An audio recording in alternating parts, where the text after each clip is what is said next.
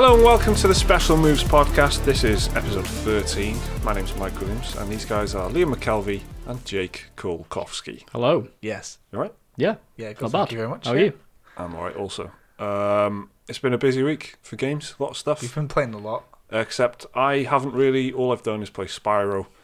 That's still... And you know, not even that much of it, to be honest. I've near the end of the first game, I think. You've seen how far I am? Yep. How far am I near the end? You're one world away. You're very close. Ah, right, You've got like a few levels, a handful of that. You guys have platted the first... Well, there's 3 plats in the because it's a trilogy of games, right? So they've put a separate plat for each of the Spyro games. Yeah. Mm-hmm. I got the plat in the first one in 4 hours. Yeah. Oh, I took a bit longer. I was about 5.5. Right. Rookie numbers then, Liam. I know. Yeah. I'm not quite as good as Jake at Spyro, but I managed. What else are we talking about before we get into the Spyro discussion? Spyro esports. Yeah. Can't wait for my speedrun at Christmas. Yeah, exactly. So we've been playing a bit of Spyro, but there's been quite a bit of news as well, interestingly, this week that have kind of really caught my eye anyway. This the PlayStation announcement that Sony says they're not going to have any presence at E3. Mm-hmm. Now this is like the latest in a long line of companies to pull out. Yeah. So by presents, you very much mean them being there, not gifts, because they are known to give out presents with a C yeah. and Sometimes an E remember when they had their PS3 under everybody's seats. I remember that one. I think time. that was like Oprah or something. Or was it an Xbox? I think I just made that up. I think they've all done it at one point. Probably. It's a great trick, isn't it? It is. It's a great trick. I pretend that I'm right. Fill a room with journalists and go, hey guys. Yeah. Free console for I all think of you. Xbox did it because they had. Do you remember they had those like weird glow in the dark wristbands whenever they clapped, they flash and stuff. I'm pretty sure it was 360. I'm pretty sure, but you know, someone in that audience, by the way, had moved their foot, noticed. And then they started whispering to everybody, hey, pass it on. We've all got free... And then they've ruined it for everybody. Do you know what I mean? Someone would have gone... The likelihood that they all own 360s anyway is quite high. Exactly. But mad though, isn't it? Imagine, I like that theory though. Imagine if you're like, free Xboxes for everyone. And like, yeah, we know. Cheers. Everyone's been told. Like, we all know. So how are you going to hide something under someone's seat though? If you'd hid something under the seat now, I'd know. Well, I haven't actually seen the seats at the auditorium, so I couldn't possibly say. Yeah, true. I want a proper examination. They own the theatre as well, I think, Microsoft. It's called the Microsoft Theatre. So who knows what tricks they've employed. Exactly. Trapdoors, a series of trapdoors, and halfway through it, they just... Anyway, That's the benefit of owning an arena, isn't it? If you want to put a console under the seats, you can do it. Who's going to stop They you? might have them on like a dispenser, you never know. So we're talking about that in a little while, and first actually, no, we're talking about Spyro first. We're talking about PlayStation in a little while. Then Discless Xbox. Mm-hmm. You heard that right. You like this, don't you? You like Discless as a word. Yeah, it sounds like a great insult. But you know, just even the fact that there's a conversation about this at all, I find really interesting. Especially with all the outrage when Xbox One was originally unveiled or whatever. Yeah, that's really. It's kind of gone full circle. Yeah, they've kind of done what everyone wanted them to do by backtracking on absolutely everything that was going to be the original Xbox One. And slowly but surely, they've got the nice Xbox Game Pass subscription model on there. They've got, you know what I mean? They're kind of winning it back in a probably more marketable way, I suppose. So we're going to talk about that a little bit. Also, we've got the new Dear Special Moves section, which is going to be interesting. Had some emails. We've had a lot of emails actually. If you didn't make the cut this week, don't worry. We'll be reading them out, for every podcast hopefully from now on. So check back again next week, and also the new releases, of which there aren't really that many this week, to be honest. No. But there is at least one huge one. So Spyro. Okay. All right. I put it to you that Spyro Reignited Trilogy has Spyro the Dragon has aged better than Crash Bandicoot. Of course, we had Crash Insane Trilogy. When was it? Last year? Yeah, about March. Early. I think it was June, wasn't it? Summer last year then. June, So we had Crash Insane Trilogy. So 2 big PlayStation mascots, pretty much, right? Mm-hmm. And we had Spyro this week. So that's been a year and a half. Yeah. On from Crash, and it's essentially exactly the same proposition, right? It's Activision that owns both properties, right? Yeah, I think so. And it's a really similar proposition. It's like a 30 quid game. There's 3 games on there. It's basically identical, except for the fact that it looks fantastic, sounds fantastic, new soundtrack. But the game is basically the same game, right? Yeah. So, but I just feel, having played both of them, I feel like Spyro has kind of aged a little bit better. What do you guys think to that? Okay. Well, I think Spyro, especially the second and third one, have a lot more I guess, modern mechanics. Crash is Crash 1 and Spyro 1. It's like Uncharted 1 compared to the other two. Like, they're like worlds apart, I think. Crash 1 is like just pretty much platforming in it. You're either going left to right or you're going down to up or up to down. You know what I mean? You jump and spin and that's it. That's it. And then this Spyro, obviously, it's 3D. You've got like the hub worlds and stuff, which Crash didn't employ to the second and third games and stuff. But then by the time you get to Spyro 2 and 3, you've got like recurring characters. You've got like little side missions, essentially, is what they are. Like you're collecting orbs and stuff and whatever. And yeah, you go into like a little. You're in a hub world and you go into these separate worlds. So I don't know. Let's take Idle Springs from Spyro 2, for example. You just get to the end and then you get the talisman to move on to the next world, whatever. But you can also speak to the little NPCs that live there. I don't know what they are, like these little green men things, aren't they? Yeah. They're supposed to be creatures or just like weird little men? I don't know, because every world has like almost different ones, don't they? Yeah. One, like you have the gem cutters, which are like little mice, miners. You've got them turtles and stuff, haven't you? Yeah, but like sentient turtles. Yeah. There's a great amount of variety in Spyro. There really is, and I think that the mechanics are what you're a lot more used to. Like it's like ukulele and it's closer to like Mario 64. If you think about it, Banjo and that sort of Banjo. Yeah, the classic collectathon type game. Where the level is more like a world, a little area, and then there's like a tower over here that you got to get up to. There's like a little hole in the ground over here that you got to explore, and it does kind of connect, but it's like an open.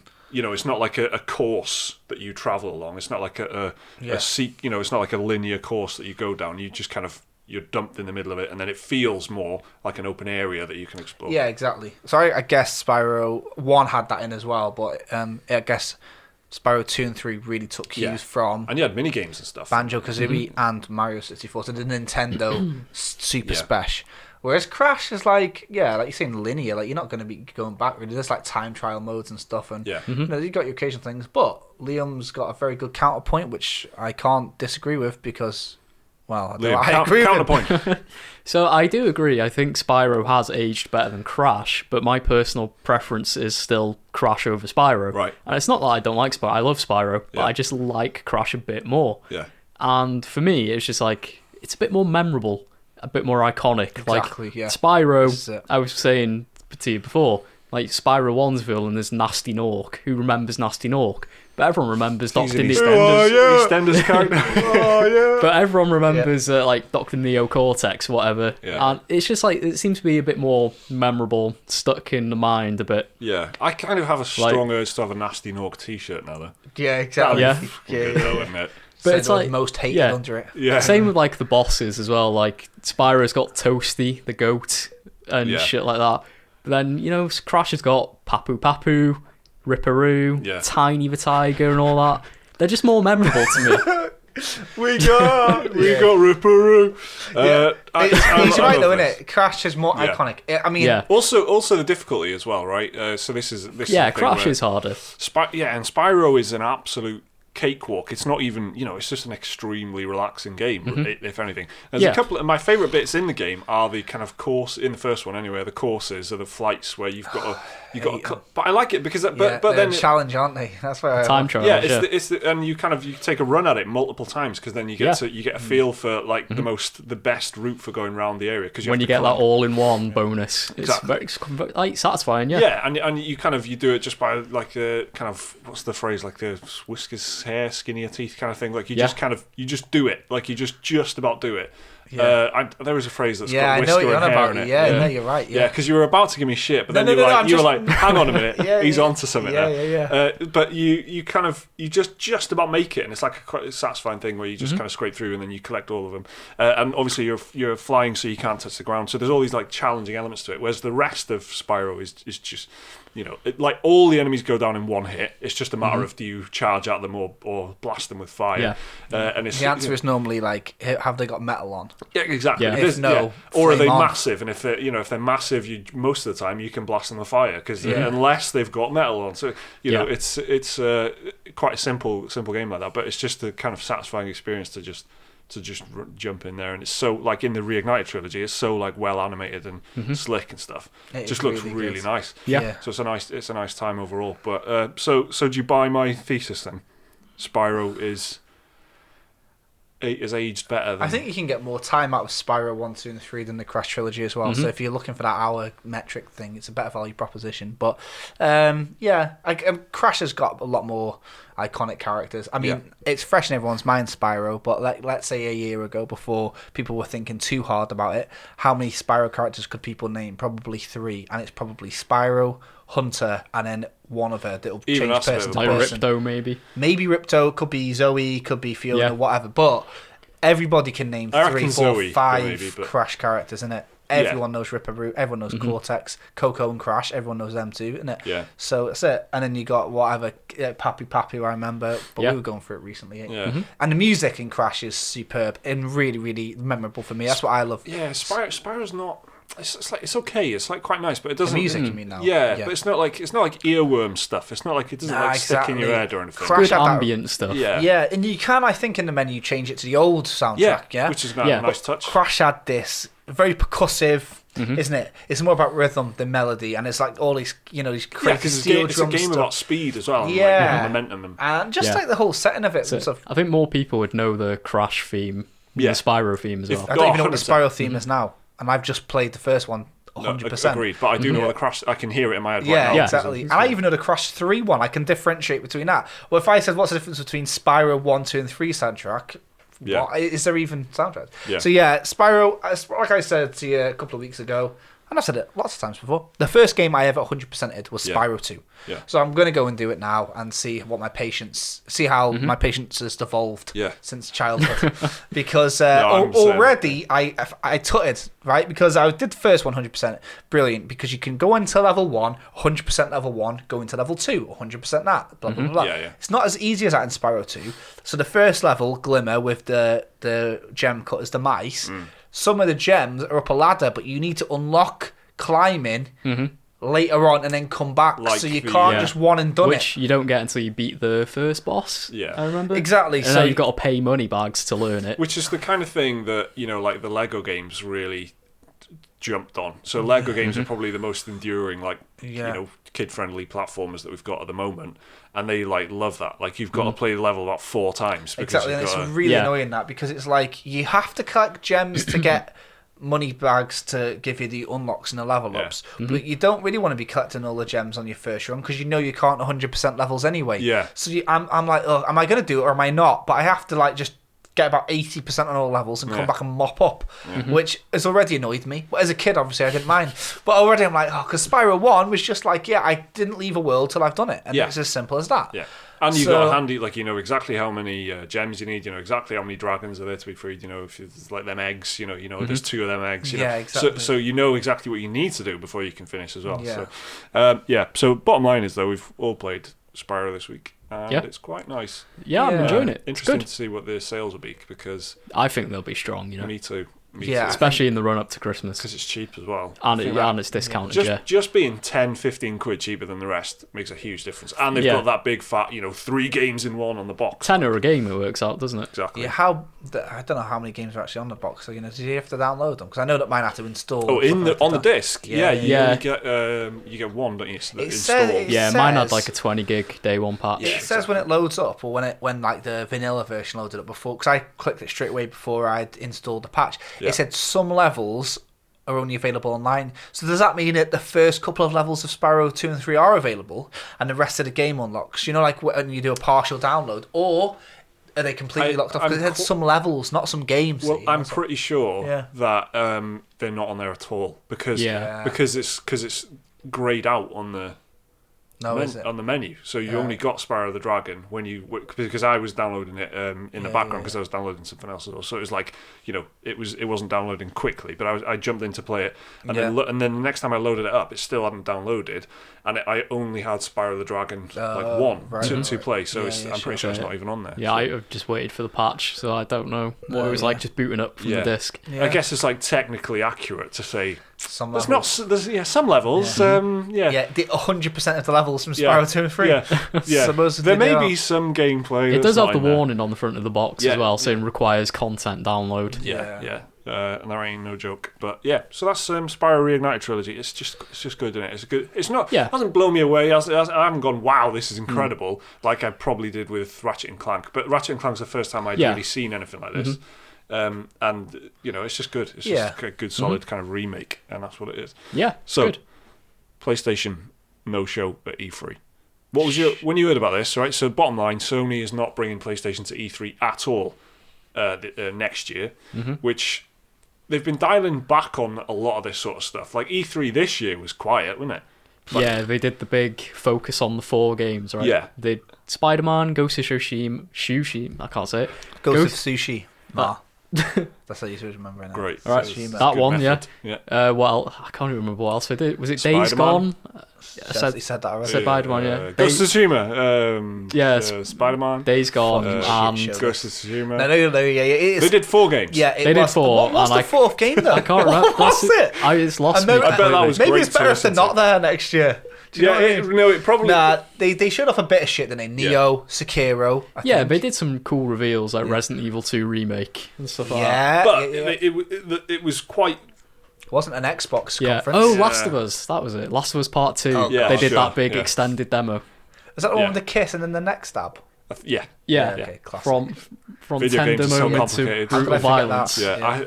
Yeah. And before that, they had the composer doing that really long You hated rendition. the kiss and neck stab? Yeah.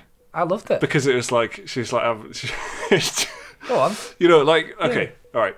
Little tangent here, I guess, but just video game storytelling is so fucking.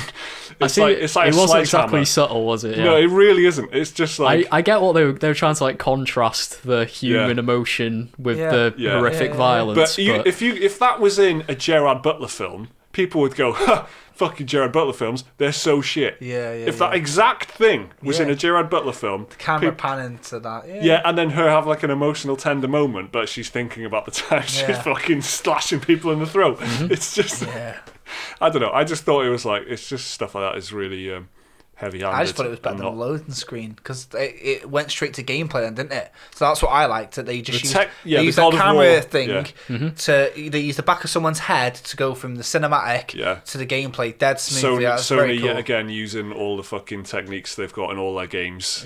Third person, close camera, slightly open world. I think momentum is beautiful now that they get. Red Dead's obviously not PlayStation, but the way that they're using you're not getting people into dialogue and stuff like that. And I think it's incredible. In Red Dead it's really good. God of War was like the first big one for me where I think it was like, so because obviously they had the single camera shot in God of War, but that's it. It really helps with, for me it really helps me get immersed, and you don't have single camera shot in Red Dead, but you still have the same, like if you walk up to someone and have a chat, it's starts. Like seamless. So they go for that in The Last of Us. The trailer. But it just just thematically what happens. Exactly. I don't know. I'd never buy that sort of stuff. I just feel like if that was not in a game and in something else, even in TV, it would be like, that's a bit. That's like The Walking Dead. It is The Walking Dead drama. It's like, oh, that's so deep. It is exactly like that. It was all the survivors having a hoedown or whatever they're doing. But one of them's having flashbacks. That is proper The Walking Dead. Great observation. If it was in a film though, it'd be an eye roll moment. Exactly. Yeah, I know what you're saying for sure. It's just a bit cheesy. So anyway, that was their fourth game. What are we talking about? That was their fourth game. So that was it. But it's still though. This is the thing. Sony can bring out the talking points, the moments. That whole scene had loads of discussion for all sorts of reasons. Oh my god, she's kissing a girl. Oh my god, it's very brutal. A lot of people loved it because it fleshed out the Last of Us a little bit more than the ultra violence that they brought to the table at PSX or Paris Games, whatever it was. But it was a bit dry for them because they have kind of spent themselves this year with a lot of smashes, and they've been this generation they've been just consistently very good, haven't they? There was that one a couple of years ago where there was like 27 games or something like that, and it wasn't they didn't go, here's 27 games if I remember rightly. They just kind of kept reeling them off. Like indie, like obviously there's a lot of indie. There's that legendary year where they did Final Fantasy VII remake followed by Shenmue 3, and people went mad. It's peaked that, and so they've had a strong generation. And now it's literally like they're sitting back and going, don't need to bother no more. Yeah, they're just taking it. I mean, what have they've got Days Gone, Death Stranding, Still to come. And Last of Us, they've still got that to come. But Last of Us 2 and Death But Stranding. it's another sign, isn't it? It's another sign that it's getting towards PlayStation 5, isn't it? It's just, if they're not even going to E3. Has it been 5 years since PS4 this week? Or was it last week? 2013 it was, wasn't it? Yeah, I think it's this week, though. Is it November, the yeah? 22nd, something like that. I think it came out in November. Yeah, the articles I've seen anyway were celebrating 5 years of PS4. I don't know where I got that number from, but I feel like no, it it was is. It's around, it's a week ago, this week or next week. Around this time, 5 years ago. Yeah, exactly. That's a good length for a console generation Exactly. as well. So you can see why they'll be slowing down. That's what I'm saying, yeah? So the statement that they've given is obviously going to be spun as positively as possible, but they say, quote, PlayStation fans mean the world to us and we always want to innovate, think differently and experiment with new ways to delight gamers. As a result, we have decided not to participate in E3 in 2019. You all mean the world. Fans mean us. So we're cancelling the tour. There's a sentence missing there because they also say they'll be exploring new and familiar ways to engage our community in 2019 and can't wait to share our plans. So they do say that between the answers. Yeah. But they're saying, we're going to do things differently this year because they want to engage fans a bit differently. And if it can't just be that they've seen Nintendo Direct and gone, let's just do that instead. There must be like a big strategic, there's a new console on the way. Maybe we don't do E3 this year because it's going to be massively underwhelming. Save it for the biggest PSX ever. When did they announce the PS4? It was like in May of 2013 or something like that. Yeah, it was definitely before E3 because they showed off what the console looked like at E3. So they teased the hardware. And the model, right? That was the famous one. This is 299 quid or whatever the price was. Because I remember watching that, and I was watching the GameSpot live stream and Danny O'Dwyer laughing because it looked like a PS2. Yeah, it literally. Yeah, that's how I remember it. Yeah, it is. Do you know what? I don't really like the way it looks, or it doesn't. Like if you tried plugging in cables behind the PlayStation, it's so impractical because you've got this ledge. I like the ledge though. I do like it. I know I shouldn't. Stylistically, I like it, but it is annoying. Like sometimes I have to move it about between TVs and stuff, and it is annoying trying to plug the cables in if you don't have direct line of sight. And PS4 Pro is hilarious because it's just like, let's add another layer. Oh yeah, big glued one on top. Yeah, I haven't got the Pro. It's just like it's like looking at a triple stack sandwich. Something's off and you can't figure out why, but it's just better. Yeah, three pieces of bread. It's quite big as well. The PS4 Pro. It's quite a chunky machine. Whereas I've got an Xbox One X as well, and that is an impressive bit of kit. It's smaller than the normal Xbox One. Oh my god! And but that's somehow not more hard. powerful. The normal Xbox One isn't, and that is enormous, isn't it? Yeah, it looks like an old video player from the 90s. Yeah. It looks like it should be recording your TV shows. It's a big machine now, but it does feel like they are, they are for sure sizing up a PlayStation 5 reveal. Definitely. But I don't know if we'll get it in this if they do PlayStation experience like Nintendo Direct does and do it multiple times a year. I don't know if they'll do that, but even if they do, is that how they're going to announce a PlayStation 5? I reckon as the guy that correctly predicted the Xbox One X, right, here's my pundit hats on. PSX next. I don't know. You can't just. What's this? Remember a year before Xbox X got announced. We were taking bets on the names, and I got Xbox One X a year ago. Jay got it. Yeah. Right. And I was right. So here's my next. So you weren't like business analysts saying that Microsoft will come out with a more powerful console, and you just. No, this was when it was Project Scorpio, which was about a year before they announced it. I knew it would be Xbox Which is, One X. I think, what The Simpsons used as like a Bond villain alternative. What I reckon is PSX next year will be big. They'll tease something maybe May or June, maybe even like a couple of weeks before E3. All right. And I reckon they'll just do one, because they didn't do PSX this year, did they? They've skipped it. And I reckon again, another sign, like another backtrack, stepping away. So here's what I'll say. I feel quite safe about. They'll do a massive PSX next year. It's going to be all encompassing. It'll show off new games and it'll show off new hardware. And here's something very, very weird and risky, but this will be the best case scenario. Imagine if they announced it PSX in September and it was out in December. Do you know what I mean? That would be madness. Yeah. That'd be mad. It's usually within a year of when they announce it. Yeah, I don't think that'll happen, but it's either going to be they'll announce it in May and it'll be released in the winter. But because I don't think it's going to come out the winter, I think they're going to announce it around that cold time and they're going to really try and give some weight to PSX. That's what I think.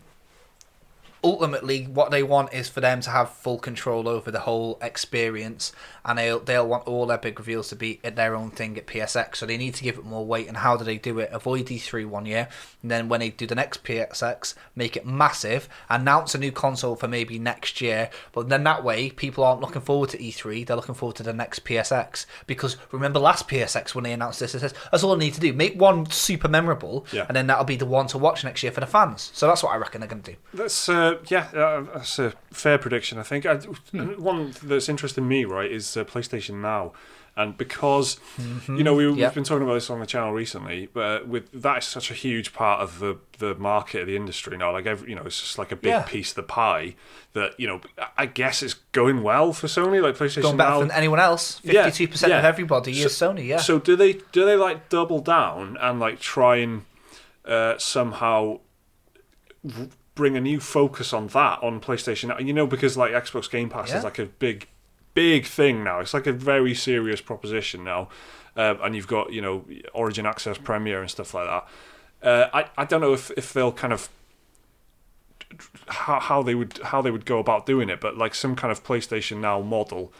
I feel like I just feel like there'll be a big PlayStation Now announcement along with it. You know what I'm saying? They've got to do it. Yeah, because they're the top, and at the end of the day, they've got to stay top. Yeah. Because it's so embarrassing for them if they went from 50% of the what you'd call market share till less than that. How can they got the whole half of it? If a lot of that is, I think you said it, like a lot of that is probably like install base, right? So there's exactly. Like loads of people got PlayStations. Yeah. But then also the fact that I think they got in there really early. Like PlayStation Now has been around for a while now, like longer than Origin Access, Premier, and Xbox Game Pass and all that.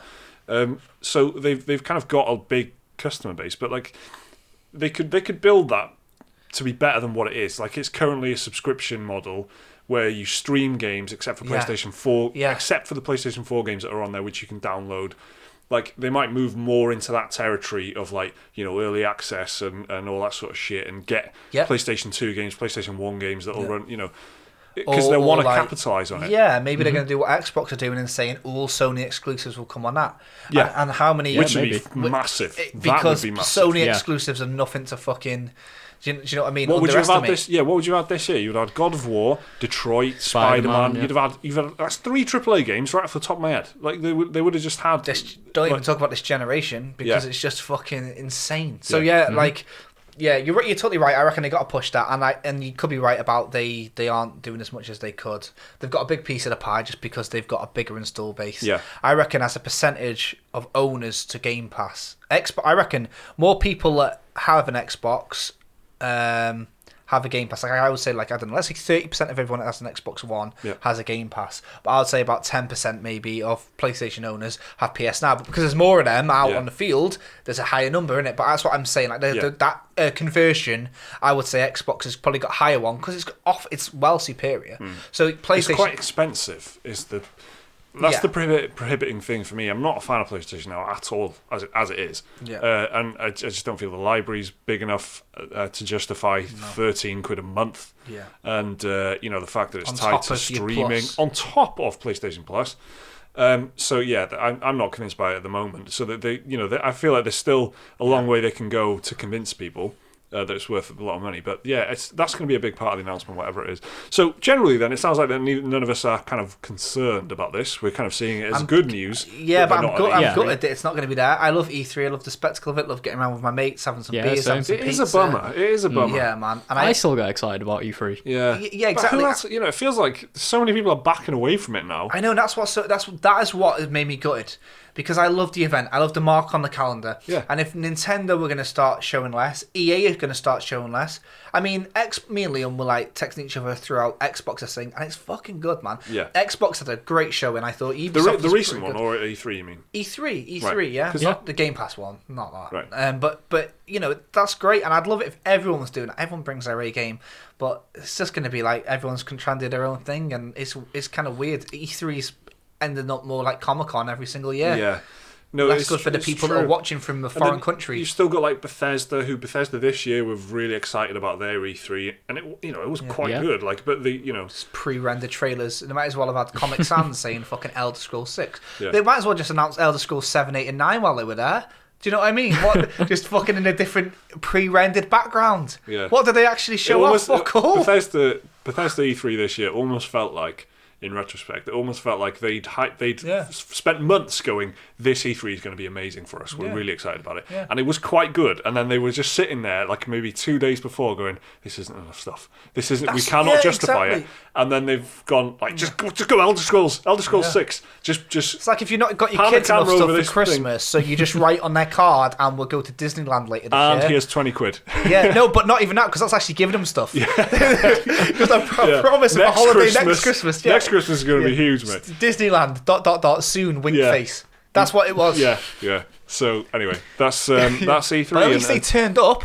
Exactly. PlayStation. Sony. So Sony's not going to be at E3 next year, and it is a shame if you're a fan of E3, but like, exactly. It doesn't sound like any of us are concerned about it. We're just kind of no, because it just makes me excited for what they have actually got to show. Yeah, a company that is doing well, you'd really hope that they would continue to want to push that and capitalize rather than like take a step back, which I feel like they have done a little bit this generation. They've just kind of all they've done is knock out like some really good AAA games, which they had lined up anyway, and they haven't had to. Xbox has done great things. Xbox is like because it's trying to get back into your good books. Yeah, exactly, and it's had to claw back. So Xbox gamers have had a great time, like because of the kind of shit start of the console cycle for Xbox. Like the latter half of it has been great, like with all the features and the backwards compatibility and all the rest of it, and a great Xbox One X is a great console and stuff. But PlayStation is kind of PS4 Pro is pretty underwhelming as a 1.5 step up type of thing, and it's and all they've had is a great catalogue of games, which is the whole point. Yeah, I was going to say, all they've had is they've done exactly what a games company should do, make smashes. But you know what I mean? They haven't had to push anything. They haven't had to like. They don't have to because this is the thing. Yeah, exactly. But now PlayStation now hasn't had to be competitive. They've even done shit things like they've raised the price of PlayStation Plus to 50 quid. Yeah, and it's like I've just renewed it at a 20% discount to the original price of 40 quid. Exactly. Like, no, you're right. I think that the one thing that they've done here is they've talked themselves into a little bit of a corner with not doing PSX and saying we want to make it amazing for you when something happens. And now E3 they've said the same thing. We don't have enough to show. So now what they're doing is raising everyone's expectations in a way that like when they do come back, they're going to have something to show. Yeah. And if it's not a new console, everyone's going to be confused. Yeah. Well, it's a very interesting situation. Speaking of new consoles, the next topic is, of course, the discless Xbox. Yeah. What did you read about this the other day? So it's all rumours, this, right? All rumours, surely. Nothing concrete. Nothing concrete. Yeah, it is rumour at the minute. A lot of good sources for these rumours, though, right? So the thrust of it is that it is a new Xbox console that will be no disc tray, no disc drive, so no Blu-rays and no games. So it's the Xbox has no games meme has taken a further step towards transcendence. Indeed. No physical games. The X stands for no discs. It's, X is the denied sign. I don't know what this is going to be. I don't know. From what I read, it's going to be the Xbox One S, so like the base model, not the more powerful X. Yeah. But just without a disc tray. Bigger hard drive, you'd hope. Xbox One Z. This is Z stands for 0. Let's do it. Xbox One Z. Xbox One Lite. Xbox One Z. Xbox One Ultra Slim. I don't know. Xbox One XS, isn't it? Extra small. The XS. I don't really understand what the benefit of having no disc tray, because a disc tray is really that expensive. And do they take that much space in it? If you were like wanting to reduce the size of the unit or something, like the console's literally smaller. Yeah. But you're taking the disc tray out, but then you've just said, Liam, you need more hard drive space then, surely. I know that, the disc still has to install and stuff on the hard drive anyway. Yeah. But I don't know, you would just feel like you've lost the tray, so give me more hard drive space. I just would feel like that is a thing that I would want, and I would expect them to do. I would expect them to have a big hard drive in there. But then that is going to raise the cost back up. So whatever it's going to be way cheaper, isn't it? Because you'd hope so. Yeah. To the consumer to buy, you mean? Yeah. Yeah, definitely. The rumour I saw said they were looking for it to be sub $199. Yeah, definitely. I reckon, because think about it, yeah, they've monopolised you. If as soon as you buy that, you're basically saying, I will only buy things from the Xbox store, and then they can charge you 65 quid for Battlefield. Ecosystem. Think about, right, so Battlefield... Retailers are going to hate this. Retailers won't No, stop. For sure, this is the thing, right? Because, so you can buy, I don't know, you guys help me out, because I'm actually not very savvy with this, and I talk about games every fucking day. So... When it comes to, let's talk about Battlefield 5, hypothetically. Yep. How much did you guys buy it for? I bought it for 42 quid. 40 quid, 39.99. Okay, was that like a little loyalty thing, yeah? No. From Shop 2. You just bought it from Shop 2? Yeah. Well, I got mine for 38 quid because I did get a slight loyalty discount. Yeah, okay. So I got mine for about 40 quid, yeah? Yeah. I'd say that's to make me feel better that I didn't spend £3 more than you, and Liam's has had his shipped already, the fucking prick. So anyway, all right, now... So did you get it from Shop 2 as well? No, Simply Games. Right. That's what you get for being a loyal customer. Other retailers are available? Yeah, they are, and they'll probably ship it out fucking earlier. Right, now... I mean, I haven't got it yet, so it's not like... You can get it from Amazon, right? 40-odd quid. Yeah. How much is it on PlayStation Store? $59.99. Right. Or as we know it here at Special Moves, 60 bastard pounds. That's 50% more, yeah? Yeah.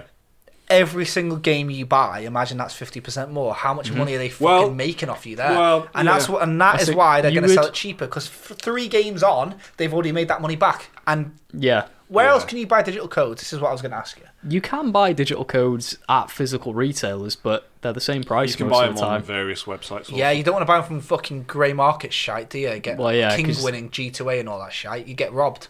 Don't want any of that. It's wank. There are other websites though.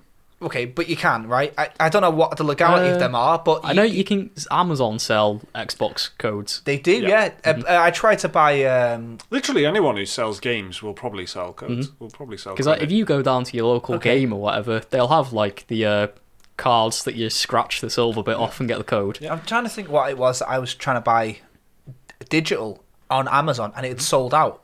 Because they run out of keys. I can't remember what it is, but either way, that is not as popular as just going on the store, I guess, because of the convenience of it. But so you buy 3 games, 4 games, you're like an extra 20 quid each game. 80 quid that they made it back, and that's what they're doing. They're buying your loyalty on that store. For the whole time you've got that console. But that's what it is. I'm really not sure who's going to go for this. Like I really don't know who's going to buy it, because if you've not gone for Xbox at this point. If you were going to go for a sub 199 Xbox, you'd probably get a second-hand one with a disc tray, or just wait for the many Black Friday sales we got, where you can get them. You can get them like bundled with 2 free games more often. Who's it aimed at? Apart from people who get mobile phone contracts that are £10 more expensive every month, so that you get a free console with it. You know what I mean? Like that's who else is... Speaking of mobile phones, this is something that I thought of straight away. I don't know if anyone else listening or you guys even thought of it. Did you think of a certain mobile phone when this was mentioned? No. All right. Well, iPhones, they've got the iPhone C, haven't they? Right. And that's the shitter model. Right. Yeah. But this is exactly what you just said, Dan. This is what I was always wondering about phones. Why are you going to just not get an old iPhone, but like an S or whatever? I don't know. I don't have an iPhone.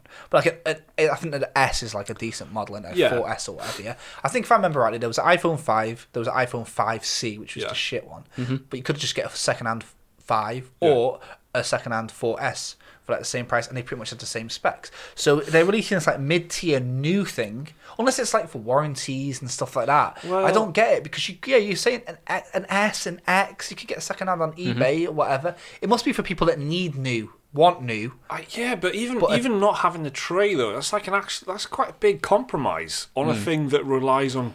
Because it just rules out basically every option you've got for getting games. I reckon. Apart from the digital download. It's probably a push towards Game Pass, isn't it? Like if they bundle in like a year of Game Pass with it, for like sub $200 or whatever, and a year of Game Pass, I can see some people going for that. Yeah, you know why? Because and you're allowed EA access on there. You can get EA access, You'll think of you think a year's a long time, don't you? So you'll be like, oh, it's £100 cheaper, and I get a year of games. Oh, I'll do that then. Yeah. And then all of a sudden, boom, a year later, you're like, and it's a library that changes month to month. I still think it's a tough sell. I think it is a tough sell. I don't think it's aimed at like us. But again, I don't know who it'd be aimed at. Like new markets, I guess, where just digital is more popular. I don't know. Yeah. It's a tough one. It's a real tough one. It's because it's just not obvious, is it? It's not like an obvious like, oh yeah, I can see who'd want that. Yeah. But then again, it's like that with mobile phones, isn't it? It's like that. Like, you know, it starts off like, right, you know, skipping generation. Yeah. Apple did it with the fucking SCX, all this bullshit, and now it's like that. And you remember a couple of years ago, people were saying, weren't they, that Xbox wanted to push it into it being like the mobile phone market, and the upgrades only iterative. And it's totally correct. It's come true. And I don't know. I'm very confused by the whole thing, but it makes so much business sense. I'm like, yeah, all right. I mean, it's just an option, isn't it? Really, I guess at the end of the day, it's just another option. It is. That's true. It is another option. But maybe they just had a bunch of like Xbox parts lying around, and like, how do we quickly get rid of this stock? Yeah. Well, we don't have a console out this year. Yeah.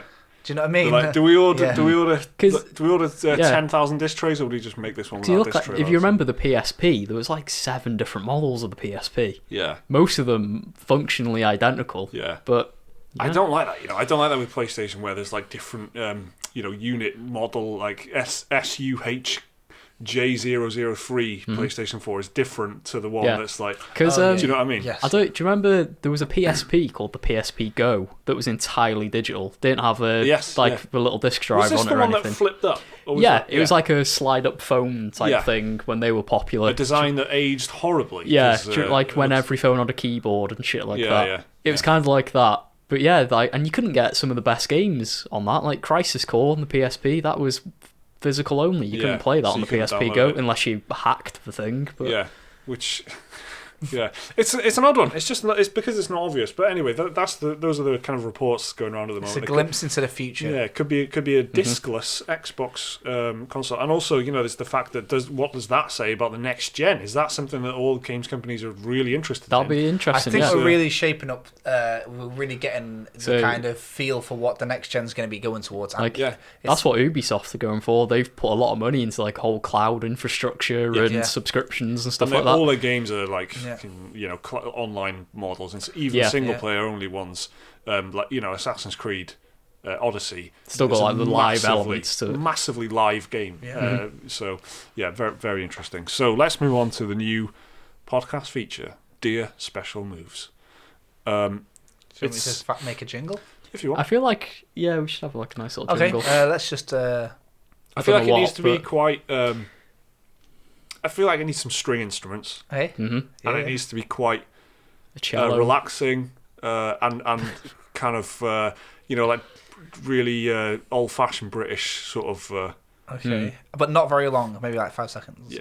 All right, let's try 10 if you want. Try this. 12. I'll see let's see what I can rustle up. Right. How about that? Short, but what you could do is like let it play out over this bit. So it's kind like a fade out. So for those that missed... Anyway, this is a bit where we read out your emails. Yeah, and if you missed the Thursday show that we do every Thursday, it's called the It's Friday Tomorrow show. We did mention it here, but if you listen to us on Podbean or iTunes or Spotify and you don't watch us on YouTube or whatever, basically we just opened up a new inbox, haven't we? Called Dear Special Moves. So it's Dear Special Moves at gmail.com because which will be we don't want to be paying for specialmoves.com just yet, but we will soon. And that is it's like what did you liken it to? A very prestigious podcast. Commode and Mayo's film review, which is the best podcast going, and the entire podcast is them reading out letters basically, and then reviewing movies.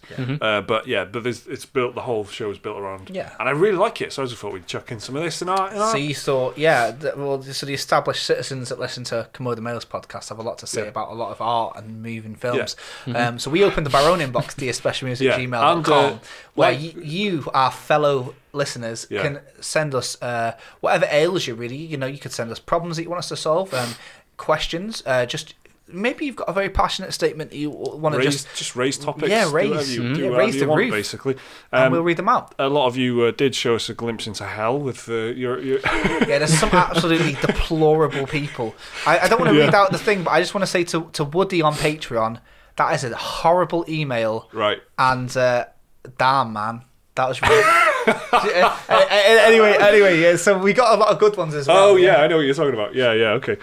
So we've gone through the inbox and we've just picked out a handful. So this isn't YouTube comments, to be clear. This is people have bothered to create a new email and paste in dearspecialmoves@gmail.com and send us a message. So that's what this is. It's going to be a section at the end of the podcast every week, and if it goes well, if you hate it, let us know. We won't do it again. Cheers.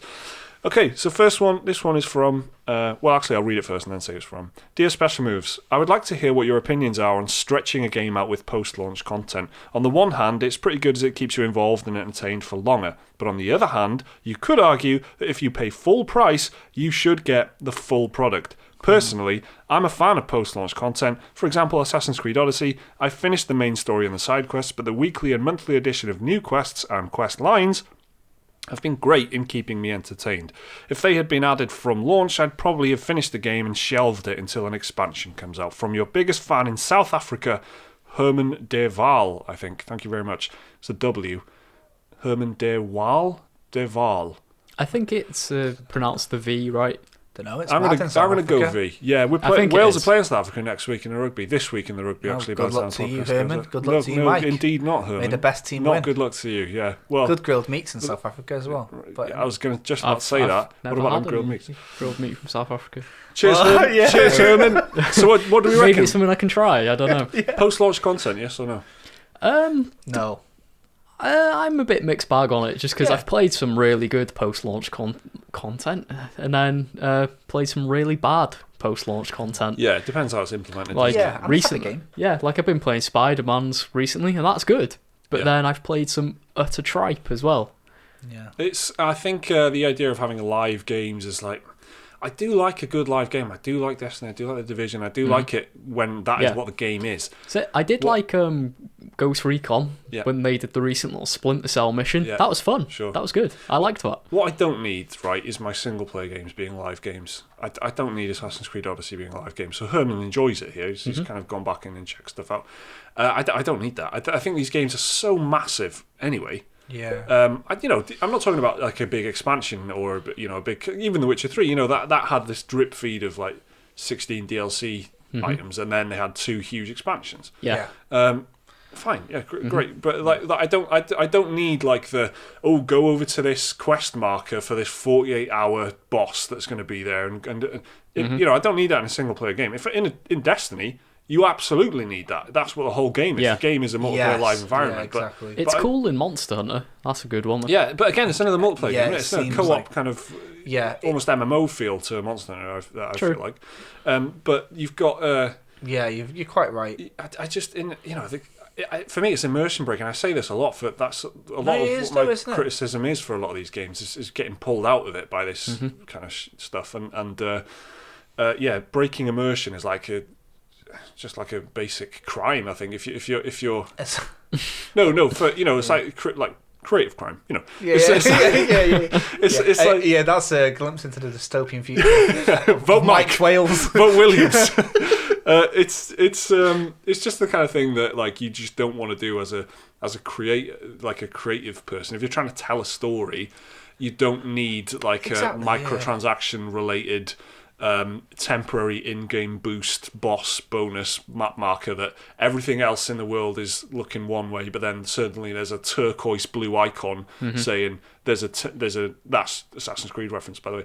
That's you just don't need it there. I don't need it there. But Herman says he enjoys it. My problem with it is just a lot more rooted in inclusion, and I think it's like just down to like, let's say, Odyssey, right? Let's say there's like, 48 hours. Let's just say between us 3. Forget that we talk to thousands of people. Yeah. And forget that we have people in the comment section and stuff who are discussing, right? They obviously are involved in this. Disgusting. Discussing, sorry. Discussing. Sorry. Yeah. I'm sure they're all really lovely people. Yeah. Apart from Woody, who sent in that deplorable email. Remember Woody? No, but okay, let's just say amongst us 3. Let's say we've all got Assassin's Creed Odyssey. It's all a single player game, right? I don't know, let's say Liam, goes to South Africa to eat some grilled meat or whatever. He's away for a couple of days. He comes back. Liam's there, and we're just talking about this amazing 48-hour special event that happened. Liam's feeling left out all of a sudden. Shit like that I don't like. It's the fact that if you aren't there then, you're missing out. That's why I didn't like originally Hitman 1. It was like, for this weekend only, tick on the Parisian artisan, or else if you don't do that, well, you'll miss out. I don't like the idea that like if I want to experience the full game, I want to just be able to do it in my own time, not log in after a busy day because I've only got a day left to do it. Otherwise I'm fucked. Yeah. Unless it's something like Destiny, which is very much you know what you're getting then, so it's no one else's fault other than your own. Yeah. But if I want to do Assassin's Creed Odyssey and I fancy maybe checking out, I don't know, a fight with, let's say a Minotaur or something, but I haven't got time this day, why do I have to wait? Yeah. I mean, why do I have to... this business model where they want to dominate your time and you've got to be there all the time. You've got to be checking in every day. They want you to play that one game and that one game only. Exactly. Almost. And that's what they want. And I'm the boss of me, okay? Yeah. Well, but there's so many games competing for your time now. They can't all win, and it does feel a little bit like fashionable, a little bit of a trend thing as well. Like when BioShock 2 came about, even BioShock had to have multiplayer on it. Mm-hmm. It wasn't actually half bad, that multiplayer. I played it. But that was one of many. Like, every game, like the Darkness and stuff, they're obviously not multiplayer games, but they had to have team deathmatch. A bit of Darkness, right? Yeah. That weird co-op campaign. Regardless of the quality of the. But here's another thing. I played that Darkness 2 co-op campaign, and that was also not bad. Half bad. Co-op campaign, yeah. But it was just a thing, like Xbox 360 era. Team deathmatch everywhere because of Call of Duty, right? Yeah. But then you don't.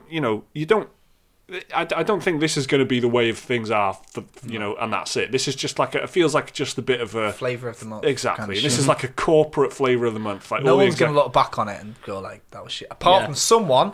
Like Liam might say, it wasn't half bad. It wasn't half bad. In 5 years' time. Yeah. But they're not going to ever say it was standout amazing. Yeah. Well, it's like, I played Forza Horizon 4 recently, and that has a lot of the live stuff, like time-specific events popping up. And I didn't really bother with them, to be honest, because they were just like...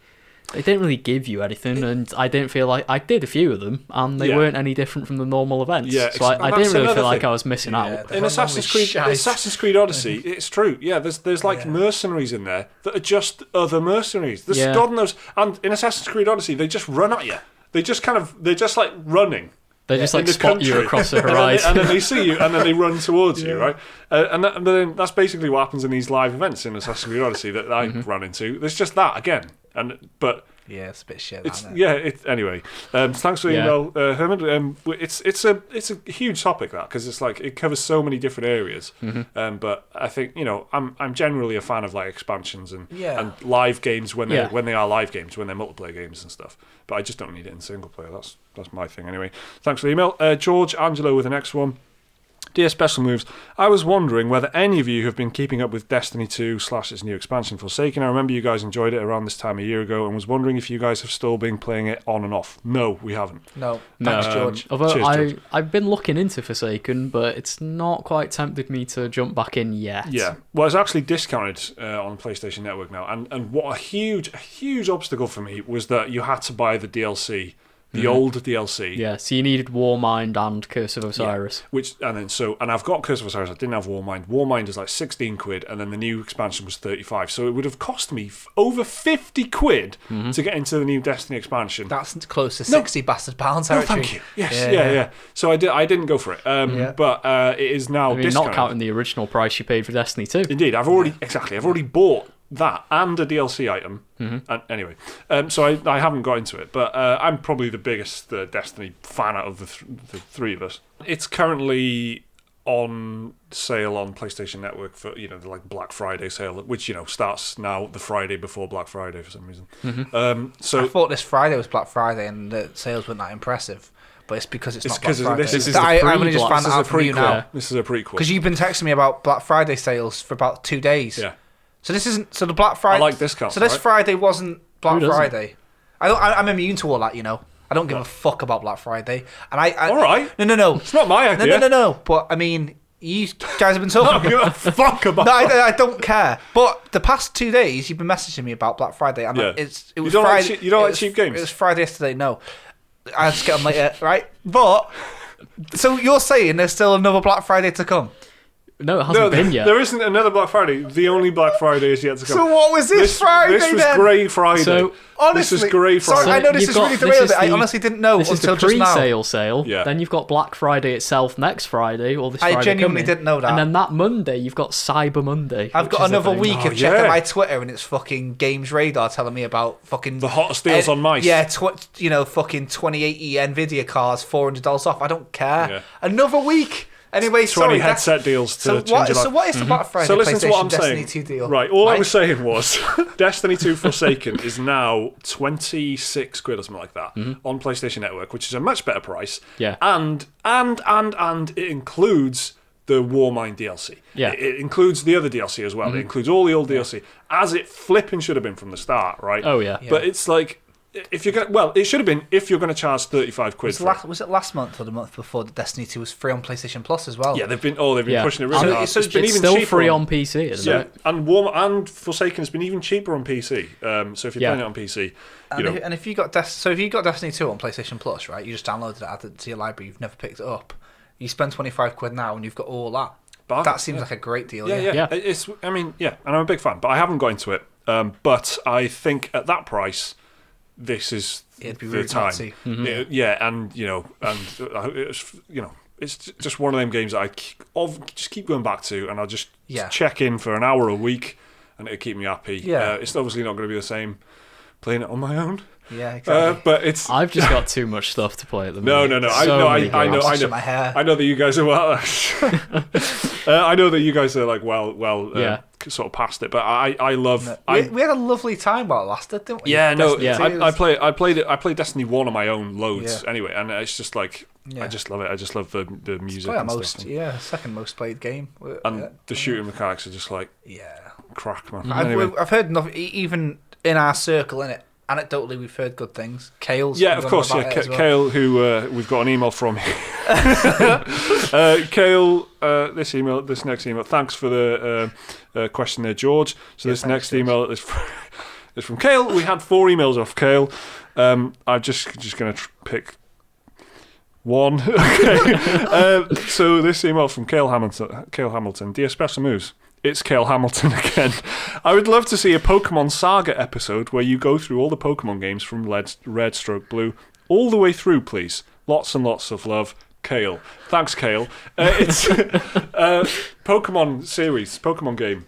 That's like a fantastic idea video. In my book. Yeah. I feel like every good idea that comes up now, I'm just like Christmas special. Well, people like the Liam quote-unquote history lessons, don't they? Oh, yeah. If Liam could do one, it would be that. Like if Liam could talk, I would do if I had to do Pokemon, I'd do a multi-part series.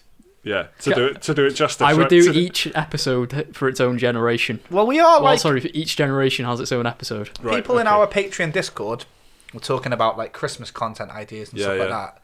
If enough people want that, I'm sure you wouldn't mind Liam. Mind you, Liam's a big special. It's not even just like that's completely random anyway, because it's Pokemon Let's Go's just come out and you've been smashing that, right? You have to show the evolution of Pokemon, don't you? Of course. Because Pokemon evolves, don't they? All right, I mean, fine. But but we can make a Christmas wish come true. If I had to do that, I'd have to do Red, Blue and Yellow, 1 episode. Gold and Silver and Crystal, 1 episode. Look, he's already planning it. Ruby, Sapphire, Emerald, 1 episode. To do it, if I was pushed to do it. This would be my magnum opus. Okay. This is it. And we could like print off transcripts and put them in leather-bound books. Yeah. And it's basically a university dissertation, isn't it? If I could have done my dissertation on Pokemon, I really would. You probably could these days, mate. So it's a fucking joke. Thanks for the email, Kale. Why didn't I do that? I should have. Next one, Rob Lowe. Dear Special Moves, this is a great email actually. Dear Special Moves, I have had this misfortune this last year of simply playing too many awesome and massive solo action adventure RPG games. To give you a sense of scale of the problem, this is what I have been playing from January, noting that my playstyle is that I only play one game before moving on to the next, which is a very sensible way of playing games. That's how I try and do it. So he's been playing Nioh, God of War, Ni no Kuni 2, Nier Automata, Hellblade Senua's Sacrifice, Mass Effect 1, 2 and 3, Red Dead Redemption, Dead Space 1 and 2, Breath of the Wild, Shadow of the Colossus, Bloodborne, and currently Red Dead Redemption 2. That's a strong list. I was planning on getting into one of Persona 5, Divinity Original Sin 2, or the Yakuza series next. Well, there's only one real answer there. But I fear I may have fatigued myself to these games and their genres as a result, and not enjoy them in the way that I should. I need a break and something fun, a holiday from epicness, if you will. Please, Special Moves, what can I do? Regards, Rob Lowe, contract analyst. Yeah, I noticed that he emailed off got his work signature in there. Cheers, Rob. Thank you very much. What can you do? That is such a list of quality. Yeah, it's amazing. Yeah, playing all them back to back. Yeah, is like just great. Some of my favorite games ever. There, you're probably going to look back at 2018 and think that this is the best year for games that you played, because it's going to take a lot. Especially if they're all first time as well. That's what I mean. Yeah, exactly. Insane that is. That is a busy year, and I know what you mean. It's like, I think it's, even if you were just playing new releases though, it's the same exact thing. It's strong, there's loads of like, AAA open world RPGs that take loads of time, that are like high quality. You feel like God of War. You feel like I really need to spend time with this and be like immersed in it and stuff like that. And that's basically the only way to play it. Definitely true with Red Dead Redemption 2. I've kind of been not fallen off it, but I kind of slowed down loads because there's just other games that coming out and stuff. That it's just unless I'm dedicating an entire afternoon to Red Dead Redemption 2, there's no point. I can't just chip away an hour, which we've already talked about on the channel. So it's like it's a weird situation when there's so many huge games that are just the games take a lot of time to play, don't they? Yeah, it's hard to get through it. It's like people have watch lists for films. TV shows are more akin to games, aren't they? Because you've got like big time commitment, hours and hours. Exactly. Yeah. But when it hits, there's no feeling like it, isn't it? When you finish a game, especially because you're overcoming the challenges in the game yourself. It's such a great feeling of some great minds had pride and accomplishment once. But I think that what you might need to sort of wash this excellent taste of single player. Yeah, but it's like you have a coffee, you want a bit of water afterwards, right? Or if you've been drinking, fine whiskey, you just want a Bacardi Breezer in it, just wash it down. No, you do not. Yeah, you do. You're a classy gent, Mike, but I can assure you, some normal people would want a whiskey chaser. No one would they? Listen, I'll tell you something. What you Bacardi need. Breezer after a whiskey? Do they even sell them anymore? That was Bacardi Breezer. I'm pretty sure they do. WKD. It feels like the kind of company that would have gone down during the time of the financial crash. Do you know what I mean? Bacardi's still going. But I think WKD must have ousted them. Anyway, don't mind. This is what I mean. It's a very competitive market now. The Alcopop. They're all onto Copperberg now, mate. I'll have you know. Right, listen, I've got to tell you this. What you need after playing all these games is what you would say is your digital only live game, isn't it? 100%. What Mike calls a secondary game. It's like if Divinity Original Sin is your battle rifle, Destiny 2 is very much a pistol, isn't it? It's a secondary weapon. It's a secondary game. It's what do you call, like a benched game, a subbed game? What do you call it? I don't even call it. The constant in your life of variance. It's just I would just kind of A and B it. Like I would just have one game that is like So currently for me now that should be Red Dead Redemption 2, and I'd have another game where I just would like. If I just want to chill out or something, and I don't need to be fully immersed in an epic AAA tale of cinematics and gun.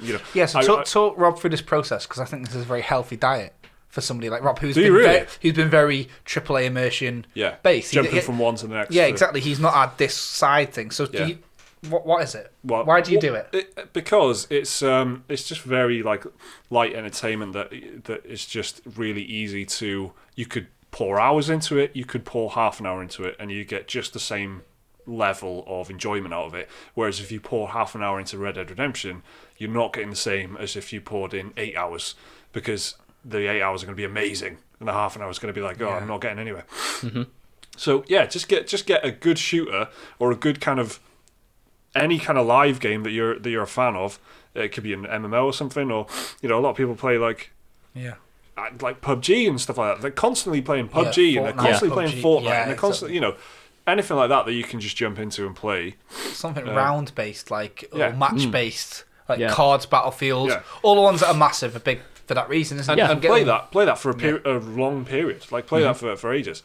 Alternatively, you could just not play a game for a couple of weeks and but that's no fun, is it? After a hard day of being a contract analyst, go home, get a game like Battlefield 5. jump into a bit of that. Battlefield 5, perfect. I think that's going to be perfect. Yeah. And do you know what? It'll if it starts annoying you, good. That's still helping you because you're going to be, I fucking hate other people. I fucking hate dying all the time or whatever. Yeah, the answer is multiplayer basically. Yeah, remind yourself that you don't like playing with other people. That's a perfect palate cleanse to playing single player games. Yeah. And then you can go back, and then you'll come fucking crawling back to Divinity Original Sin 2. There is 100% too much of a good thing, I think, and if you he's setting the bar too high after those games, isn't he? Absolutely. You need to remind yourself. You need to humble yourself. Dead Space 1 and 2 and Bloodborne in the same year. Yeah. That's like the Mike trifecta. That is the Mike trifecta. But I'm not a nutter. I wouldn't play them all in the same year. Do you know what I mean? You want 6 months apart at least, exactly, right? Yeah. So it's a great problem to have, Rob. I suppose that's the thing. But it is. But it's just play something less intense, less and play multiplayer. And if you're not a big fan of multiplayer, you could alternatively go for something like Spyro or something like that's just less something easy going. Yeah, exactly. Something that you could probably breeze through quite easily and quickly. Yeah. But is not anywhere near as involving and tense as Hellblade: Mario Senua's Kart. Sacrifice. Mario Kart's quite relaxing. Dead Cells is a good one. Get a Switch. Roguelike, I reckon. Yeah. Stardew Valley. Yeah, anything like that. Anything relaxing, pretty much. Great question. Thanks, Rob. All the best with your ailment. It's not really a problem, is it? But situation. Yeah. All the best, Rob. To help. Cheers, mate. And last up is House of Frogs, who says, "Hi guys, how are you? Good, I hope." Cheers. The Switch is just amazing. I absolutely love Dark Souls, but I find myself enjoying it even more on the Switch. I play it mainly in handheld, but I've never really been into handheld before this. I was hoping you guys could explain what has made the Switch so successful and recommend some games to me, please. Switch games for House of Frogs. Oof, Mario Odyssey is I really like. I haven't played that yet. It's fucking I love banging. it. Yeah, Mario Odyssey. I played like one level. Yeah, wasn't it? Mario Kart 8 is a very, like I said before, very easy-going, relaxing game. Very easy to pick up and play. Yeah, Love it. Depends what you like, I guess. If you want, there's a lot of good little. If you want just pure joy, Captain Toad. Yeah. If you just want like happiness in your life, Captain Toad is perfect. Yeah. How can you say no to that proposition? Yep. If you're outwardly rejecting happiness if you say no to He's that. playing Dark Souls as well at the moment, and that is working from handheld. So you could play. That opens up a lot of doors, because I don't think Dark Souls, I would play that handheld. Me neither, to be honest. But out of fear of breaking my Switch, maybe. but if you're into that, if you're into that level of gaming, handheld, basically the world's your oyster, isn't it? Like you could literally, there's so many games on there. Because I found that I really prefer lighter kind of indie games on there. Well, not lighter, but just like Hollow Knight. I've been playing Hollow Knight recently. Steamworld Heist I completed on the Switch. Absolutely, that worked great. Spoiled for choice with indie games. Yeah, and they're reasonably like Into the Breach is like $11.99. Perfect little handheld game. Into the Breach.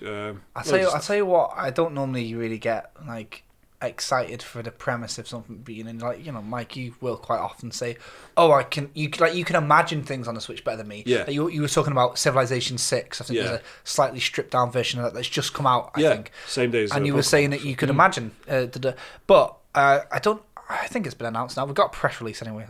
I was going to say it. Roller Coaster Tycoon, there's a special one of them coming on the Switch. Is there really? I don't know. Has that been announced yet? I don't know. Oh shit. Okay, well, I'll tell you what, I'll edit this out if I'm not allowed to tell people. But there's a new Roller Coaster Tycoon coming out for the Switch, and that's the first time I've looked at it. Do you know it'd be funny though if you just kept it in and just bleeped out the Roller Coaster Tycoon every time? So we're like okay, yeah. Well, I'm not sure if I'm allowed to say, but I think I am. Yeah. I'm paranoid now. But that is the first time I've gone and I've seen pictures of it and stuff. I've watched the trailer and it was unlisted actually. No, it doesn't matter. I'm going to do it. And I thought, I'm actually going to get that straight away because the idea of a theme park builder, but slightly Switch-sized. Do you know what I mean? Like, there's a lot of tactical and strategy and management games on it. City Skylines is on there already. You can play that, and that's a bit more PC crowd kind of, and there's numerous games that I would like to see on there that are strategy or tactical or management or something like that because it just works. Yeah. It just works quite well. I think like kind of like, I don't know, the graphical style of Roller Coaster Tycoon and the fact that it's like amusement parky is really going to suit the Switch. Yeah, and they've said that they've kind of made it with the Switch in mind, so it's not like a port that's been what you could say maybe like stripped back or dumbed down. Whatever. Well, what's great is a lot of those games of this generation have found their way onto consoles, right? And so that it's then even easier to bring it onto the Switch. Then, if you're going to bring like Stellaris or something onto the Switch, I'm pretty sure that's already on the PS4. Like, so it's doable, because you've got that controller set up now. So yeah, it's as for why it's so good. Diablo is meant to be good on the Switch. Yeah, that's just come out. As for why it's supposed to be why it's so successful, I don't know. I think it's an excellent handheld machine. Yeah, that you can also dock and.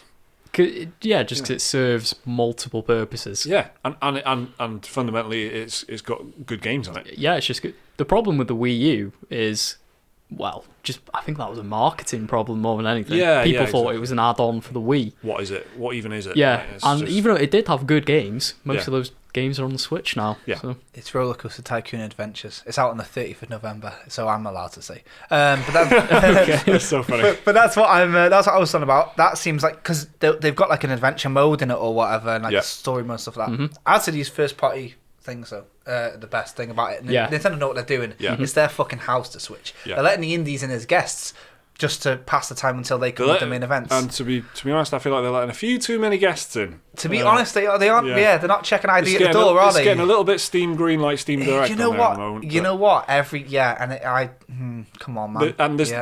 I agree. You know, my issue is as well. There's no rating system whatsoever. So there's no customer reviews. There's no Metacritic score. West, there's nothing like that. So you don't know. It's like you have to have your phone nearby so you can like Google a game, see if it's actually decent or a rip-off. Indeed. And there's a lot of scope for great games to come onto the Switch. I think it's one of the best consoles that I've bought, and I'm the happiest I've been. With just when I'm playing the PlayStation, I'm not thinking this is a great console. I'm thinking this is a great game. But when I'm thinking about the Switch, I think this is actually a great console, which is a weird. Yeah. You know what I mean? I appreciate what it is as a machine. Constantly surprised that it works as good as it does. That's probably what it is. Yeah. I can't. I can't believe a game looks this good when I'm handheld playing it. Doesn't. You are amazing. I don't know. Everyone just set the bar low in their head or something. Everyone's like, I'm the same. I'm like, this is fucking good. Yeah. What they've done is they've added like a 100 quid's worth of value to the components in it, and rather than it be like a Nintendo DS type stuff, which I'm not saying there's anything wrong with the DS, but it's just the way the games look and the way the games perform and stuff, you can get Dark Souls running on it, and it's like it works. It's great. So thank you everyone who sent in an email. If you want to send in a question or a topic just exactly like what we've just discussed now, any problems that you've got, gaming related, anything that you want us to talk about, send it in to dearspecialmoves@gmail.com. It will be on your screens right now if you're watching on YouTube. Send it in and we'll read it out and have a little chat about it. Thank you everyone who sent in. So let's do the new releases before we finish up then. Let's do it. Okay, what have we got? Not many this week actually. Really not many. Last week was very busy. This week not so busy. It's this. I mean, there is a big release. There's a couple of big stuff, but I've literally only put 3 down because none of the other ones interested me personally, so I've not mentioned it. Yeah, so if it's not here, tell me in the comments. Top at the top, innit? Yeah, tell me in the comments why Farming Simulator 19 should be discussed. Right? It's got its fans. I'm sure it has. Exactly. I'm just not one of them, so I didn't pick it. So new releases for the coming week. Obviously, the big one straight away is Battlefield 5 on the 20th. Third time the third and final release. Exactly. The third and final. The 3-week saga of Battlefield 5's release has finally come to an end. The cheap seats again. It's going to be a bit annoying because whenever we go and play it online, there's going to be people like max level already. Yeah, they'll still get destroyed. They're still going to get killed, innit? They're all the same when they're dead. Yeah. I'll tell you what though, I'm going to miss it next week. When Battlefield 5 isn't a new release. Yeah, but then we'll be able to talk about what we think about it. I think 20% of our podcasts have featured Battlefield 5 as a new release now. Probably, the numbers are probably speak for themselves. Next week there will be a big Battlefield. It'll be us talking about how much fun we've had. So that is the standard Muggle basic edition of Battlefield 5, which is coming to PC, PS4 and Xbox One on Tuesday, November 20th. Patreon Gamer Night is focused around Battlefield 5.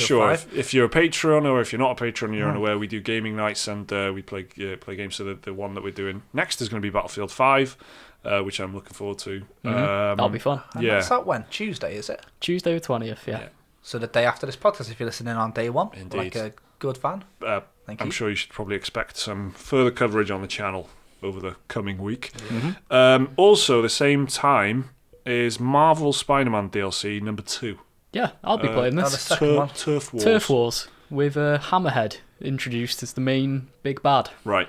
So this is kind of this. What I like about the DLC plan for Spider-Man is it's all kind of one thing, right? Yeah. It's all one so it's story. like 3 chapters of one arc story. Yeah. So this is like the second arc of the story or whatever. Which is a nice way of doing it. I do like that idea. Yeah. So the first one was like Act 1. This is like Act 2. Yeah. And then the final act will be the next one. Quite a clever little strategy from them. Yeah. Because it's like if you're in for one, good chance you'll be in for 3 because you want to know what happens. They telltale that, mate. Yeah. Whoa, Where are too they? soon. Well, I think all of this is already finished, so it is literally just a matter of spacing it out so you don't get burnt out on it. Exactly. It feels well close. It feels like we were just talking about the first one. So Yeah. they knew. I mean, it was good, the first one.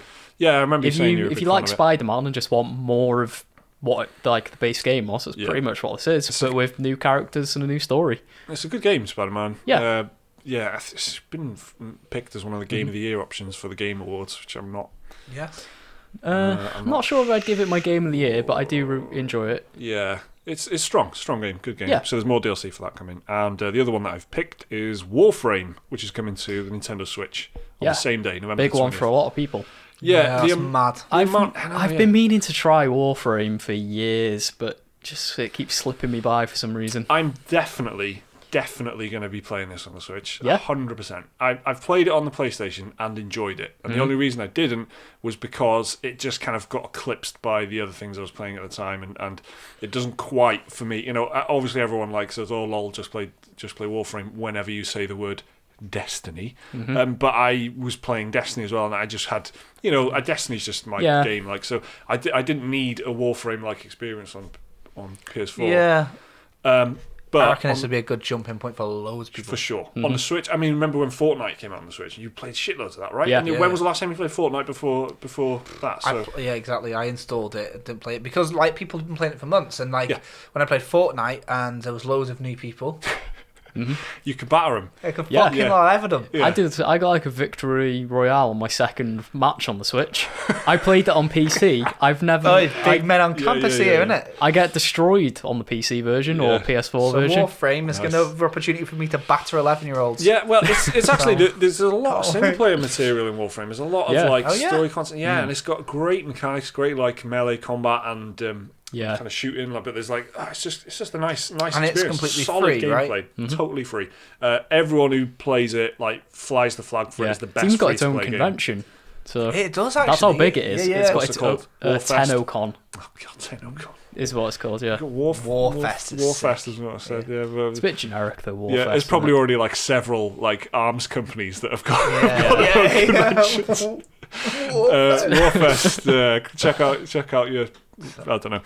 So that's podcast 13. Had a new feature in there this week, the Dear Special Move. So that's going to be a recurring feature again. If you want to send in an email, dearspecialmoves@gmail.com. It doesn't have to be a question. No, it can be anything. A big, nice opinion. statement. Yeah, exactly. As long as you articulate it well. Yeah. Well enough that we can put out to people that listen to this. Yeah. Remember that this isn't just going to 3 people. And there are other topics for discussion. It doesn't all have to be. Why did it fail and things like that. Just ignore what all the YouTube thumbnails say, and it can be any topic. For It'd your actually imagination. probably be better if it was Follow just a your little dreams. bit nicer, innit? Just be happier. And if it was a bit happier, then it makes me happy. I second this motion. Yeah, just be positive. Keep your chin up and that, mate. Just in general, we'll get through it. Yeah. But literally anything, any topics, any questions, whatever you want, email it in, and then we will read out and discuss it. As you've seen, it's actually adding about 20 minutes to the podcast, and that is more podcast for you to enjoy every week. So we're conscious that I didn't want it to replace anything that was already in the podcast. Exactly, I don't think it will. Add more to it. So, yeah, exactly. And if you're not interested, well, there's timestamps in the description. So, exactly. So thank you everyone for listening, and thank you everyone who did actually watch podcast episode 13. We'll be back again next week, where we'll probably be talking about Battlefield 5 and some other stuff, and maybe we'll know more about the discless Xbox and why Sony isn't at E3 and so on. In a week's time. Who knows? It's a world of possibilities. Thank you again. See you next time.